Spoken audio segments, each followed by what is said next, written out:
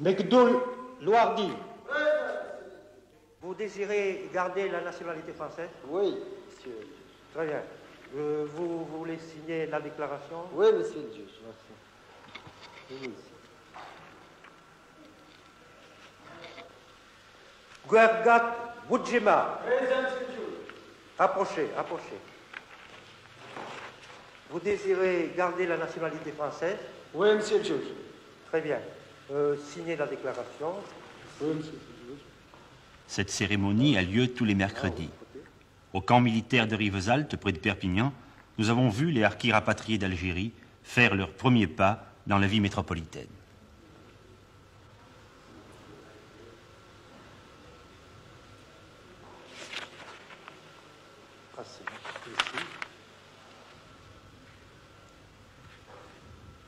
C'est long, 2 signatures.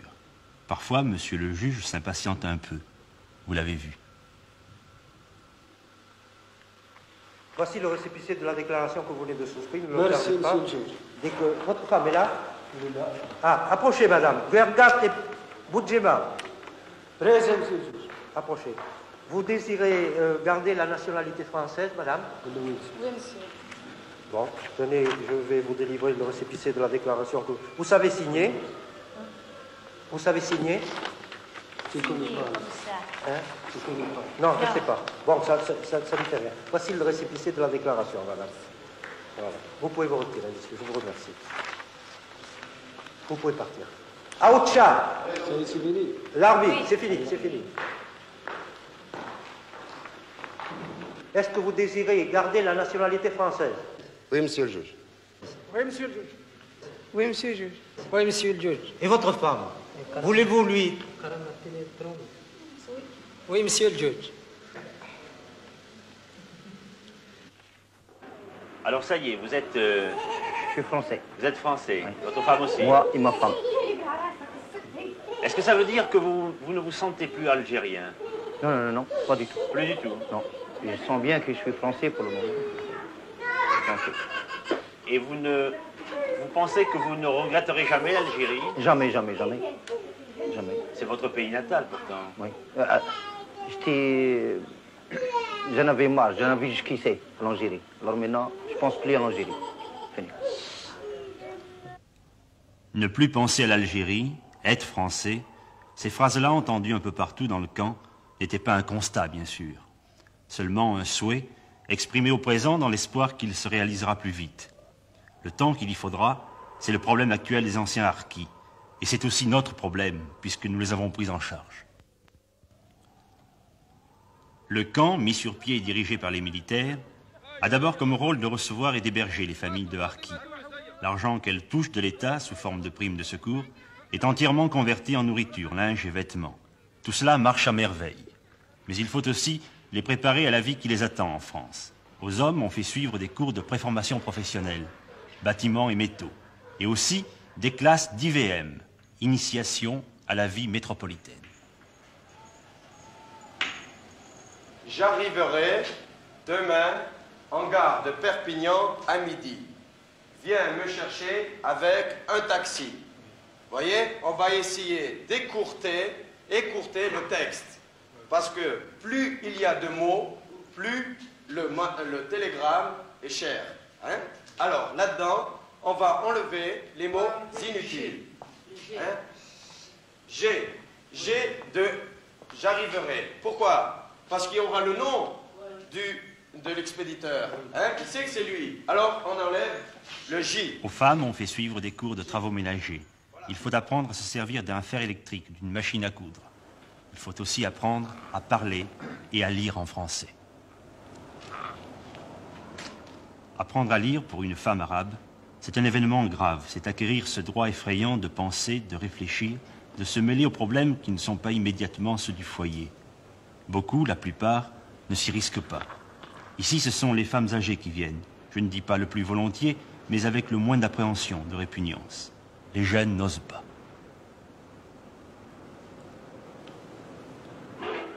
Dites-moi, est-ce que votre femme parle français? Non, elle comprend, mais il ne parle pas. Si vous le parlez, vous le causez, il comprend ce que vous dites, mais pour répondre, il ne faut pas répondre. Vous comprenez ce que nous disons, madame? قال لك لو كان نهضر معك تفهمي اش تنقول لك بالفرنساويه؟ Ça serait plus pratique que votre femme parle français, non? Pour la vie de tous les jours, enfin. Moi je voudrais bien parce que là-bas à l'Algérie c'est l'homme qui fait le marché, qui fait ça. Et moi je voudrais bien que ma femme qui est à ma place, c'est ma femme qui fait le marché, qui l'achète, qui fait tout ça. Moi je voudrais bien ça, qu'il apprenne. Quand vous aurez une paye, un salaire, vous lui donnerez de l'argent pour le ménage? Oui, je le donne. Et je donne d'argent, mais il ne sait même pas compter. Ils ne connaissent pas ni billets de 1000, ni de billets de 500. Ils ont billets de 500 ou billets de 5000, et pour elle, c'est pareil. Pourquoi est-ce qu'elle ne peut pas suivre les cours de rattrapage? Si. Je ne l'empêche pas d'aller. Qu'est-ce qu'elle en pense, elle? تروحي؟ تقري ولا ما تروحيش؟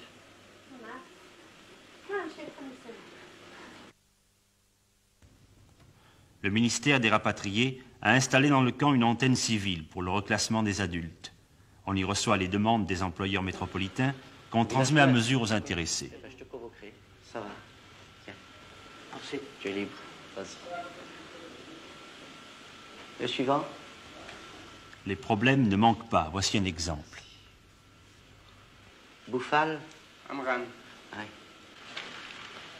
Tu veux alors aller dans l'Ariège, dans une carrière de pierre? Oui. Hein? Oui. J'ai une place. On te paye 206 francs de l'heure. Meeting ou 7 francs fait ça. Ouais. Ça va? Ouais. Hein? Ouais. Et tu auras un logement Ouais.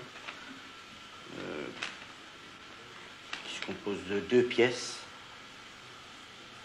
Ça va? Ouais, ça Tu es va. d'accord? Hein? Il dit oui, tout paraît réglé. Maintenant, suivez bien ce qui se passe. Donc, tu l'as fait un plaisir de faire un homme marcher avec moi? Ah, tu veux qu'il y en ait un autre avec toi? Oui, avec la femme, c'est tout. Le deux. Les 2? Oui. Pourquoi tu veux pas partir tout seul? Mais si moi, je n'ai pas la femme, alors j'en ai les ouais. enfants. Qui c'est qui l'a... Il parle de femmes, d'enfants. Ce n'est pas très clair. En tout cas, le responsable derrière son bureau ne comprend pas. Ce qu'il retient, c'est que Boulaf Amran ne veut pas partir seul. Ben, écoute, quand tu arriveras là-bas, tu verras le patron. Oui, S'il a une autre place, oui, hein, oui, tu me la demandes, puis j'enverrai un autre de tes camarades. Ouais. Tu lui donnes le nom, oui. hein, Ouais. et je l'enverrai plus tard. Mais moi, pour les enfants. Non, ce n'est pas ça. Ce que Boulaf Amran essaie d'expliquer, c'est que sa femme n'est pas là, qu'il a 3 enfants à sa charge, et qu'il ne peut partir que si la femme d'un autre harki s'occupe de ses enfants à lui pendant qu'il sera dehors à travailler. Ils vont faire un plaisir, faire un homme marcher avec moi. Un homme, il est marié. Oui. Alors la femme, il peut s'appeler... Ah, qui pourra s'occuper évidemment de tes Voilà. enfants. Alors si moi avec l'homme l'autre, alors je travaille. Bon, Alors, ben, je vais te réserver pour un autre dossier où il y aura 2 Oui. ouvriers. Oui. Hein, tu voudrais partir avec un camarade. Oui. Voilà, des problèmes semblables, il y en a tous les jours. Oui, merci. Allez, ça va. Ça va. La carte La carte d'identité. La carte d'identité. Où Elle est là. ça, voilà. Tiens, Merci, hein. voilà, d'accord. Une bonne solution collective au problème du reclassement, ce sont les chantiers forestiers. Celui de Pujol-de-Bosque, au-dessus de Carcassonne, est ouvert depuis quelques semaines par des Kabyles venus de Rivesaltes. Ils sont 37 à travailler là, sous la surveillance d'un fonctionnaire des eaux et forêts. Le soir, vers 5 heures, ils quittent le chantier et rentrent à Pujol-de-Bosque, un village abandonné qui est devenu leur village.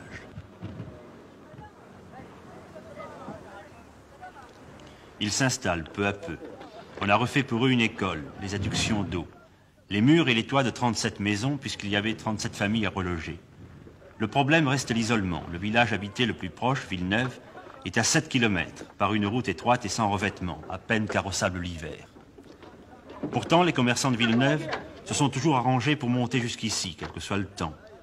Le boulanger, que voici, vient chaque jour, le boucher 2 fois par semaine. L'épicier, ou plutôt l'épicière, 1 fois. Tous en fin d'après-midi, puisqu'il faut attendre que les hommes, qui seuls ou presque peuvent effectuer les achats, soient rentrés du travail. Le capitaine Boyer et l'adjudant-chef Vergès, qu'il va rejoindre, sont les responsables militaires du pays. Ils vont s'effacer bientôt devant l'autorité civile, c'est-à-dire devant monsieur le maire de Villeneuve, qui a Pujol-de-Bosc dans sa commune. C'est une expérience un peu particulière pour un maire de France d'avoir administré des musulmans, non? Oui, au début c'était un petit peu, ça m'a un peu gêné en somme, parce que ce sont des gens qui sont d'une autre forme, quoi, d'une autre civilisation que nous, peut-être. Une autre mentalité. Alors, au début, mais en fait, je m'y suis très bien habitué, quoi. Ce sont des gens très sympathiques. Au fond, avant l'arrivée des musulmans à Pujol-de-Bosc, vous n'aviez plus d'administrés ici, si? Il n'y avait qu'un seul berger qui était dans le village. C'était le dernier habitant du pays? C'était le dernier, oui, pratiquement. Et depuis, vous en avez combien de plus, par conséquent? 190 actuellement. Et on espère en recevoir quelques-uns de plus, qui portera le nombre, l'effectif, à 250. Enfin, ça vous a fait plaisir? Oui, enfin oui. C'était un pays où j'avais beaucoup de souvenirs, hein, et j'avais un peu mal au cœur de voir toutes ces maisons tomber en ruine. Ouais. Ben, de les revoir quand même retapées comme ça, hein. C'est un village qui a repris, quoi, une vie tout à fait normale, quoi, avec toute cette jeunesse, quoi, toute cette école.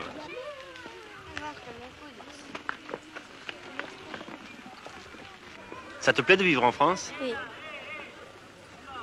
Tu aurais pas préféré rester en Algérie, non? Non, là c'est mieux. C'est mieux en France? Oui. Dis-moi pourquoi. Parce que là c'est mieux. Parce que là-bas, les FLN. Il y a le FLN là-bas. Oui. Tu avais peur du FLN? Oui. Tu te plais ici? Oui. Tu préfères être ici ou être en Algérie? En Algérie. Oui. Tu étais à quel endroit en Algérie? Kerba. Pourquoi tu préférais l'Algérie? Mon pays, l'Algérie. Tu allais à l'école déjà en Algérie? Oui. À quel endroit? J'étais à Binabra. C'était pareil qu'ici? Comment? C'était comme ici l'école? Oui. Tout pareil? C'est pareil, oui. Les maisons, elles sont comme en Algérie? Non, elles ne sont pas comme en Algérie. Comme elles sont? L'Algérie, c'est avec des roseaux et puis toute de la terre. Et ici? Ici, c'est avec des ciments. Et puis, dessus, c'est des plaques comme ça. Oui. Et puis aussi des planches dessous. À la seule femme kabyle parlant français, Madame Aguazil, nous avons demandé depuis quand elle était installée. 15 jours. Ça fait 15 jours. Ça fait 15 jours seulement que Oui, vous êtes là? oui. Oh, très bien. Vous étiez à Rivesaltes avant? Oui, à Rivesaltes. C'était bien là-bas, Rivesaltes? Oui, il était bien. Même mieux qu'ici. Pourquoi? Parce que vous avez une maison à vous ici? Oui, parce que nous autres maintenant à la maison. Là-bas, c'est à l'armée. Ça, c'est à nous. C'est à eux, oui. Le réchaud à gaz, les chaises, la table, le coin où ils rangent ce qu'ils ont pu sauver dans leur départ. Ces clés suspendues au plafond sont celles de la maison, en Algérie. Vous avez combien de pièces? J'ai 3 pièces. Il y a 2 chambres, une cuisine. Il y a la pièce ici, Oui. et puis 2 chambres. Oui, un chambre pour le gosse, un chambre pour moi, une cuisine. Vous êtes combien dans la famille? Il y a Jacqueline, 6. 2 sœurs et un frère. et puis votre mari. Oui. Combien il touche votre papa? Quel est son salaire? 1500 francs par jour. Ici. Vous avez les allocations familiales ou non? Oui, ici. Qu'est-ce que vous pensez, que vous resterez ici? Oui. On va partir alors, on va rester ici jusqu'à la fin. Ça vous plairait de vivre Oui, ici? oui, Oui. oui. Aujourd'hui, en France, il y a 28 villages semblables à Pujol-de-Bosc, habités par ceux qu'on appelait naguère les Harkis. Il y en aura 70 d'ici la fin septembre. Ici, à Pujol, 3 enfants sont nés depuis le début du printemps. L'un s'appelle Mazouni, les autres Jacques et Gisèle. Ce sont les premiers prénoms français.